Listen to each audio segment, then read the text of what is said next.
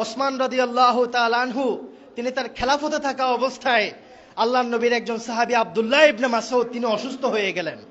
তখন ওসমান ইবনে আফফান রাদিয়াল্লাহু তাআলা আনহু আব্দুল্লাহ ইবনে মাসউদকে দেখার জন্য তার ঘরে আসলেন, দরজায় আঘাত করলেন, দরজাটা খুলে দিলেন।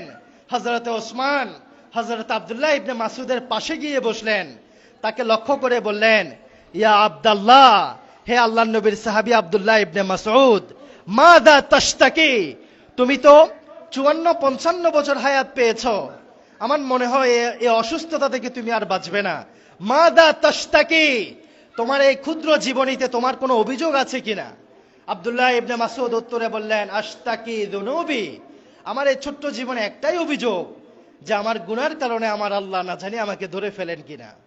হযরত ওসমান রাদিয়াল্লাহু তাআলা আবার জিজ্ঞাসা করলেন, মাদা তাশতাহি ইয়া আব্দুল্লাহ, হে আব্দুল্লাহ ইবনে মাসউদ, কি চাও তুমি? মৃত্যুর মুহূর্তে কোনো চাওয়া আছে কিনা?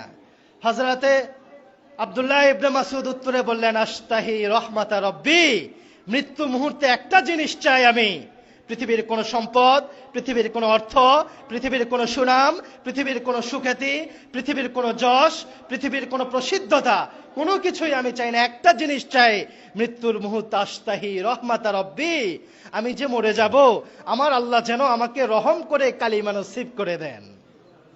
হযরত আব্দুল্লাহ ইবনে মাসউদের এই কথা শুনে আবার জিজ্ঞাসা করলেন ওসমান রাদিয়াল্লাহু তাআলা আনহু, ইয়া আব্দুল্লাহ, আলা আমরু লাকা বিত-তাবিব, তুমি তো অসুস্থ, একটা ডাক্তার আনি, তোমাকে দেখবে, ওষুধ দেবে, ওষুধ খেলে তুমি ভালো হয়ে যাবে।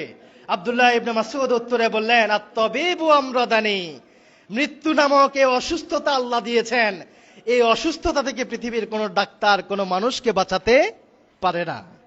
এ কথা শুনে তিনি আবার অবাক হয়ে গেলেন, আবার বললেন, ইয়া আব্দুল্লাহ, আলা আমরু লাকা বিল আতা, মুসলিমদের বাইতুল মালে ব্যাংকে অনেক সম্পদ আছে, সেই সম্পদ থেকে কিছু সম্পদ তোমাকে দিয়ে যায়, তোমার কাজে আসবে, তোমার মেয়েদের জন্য উপকার হবে।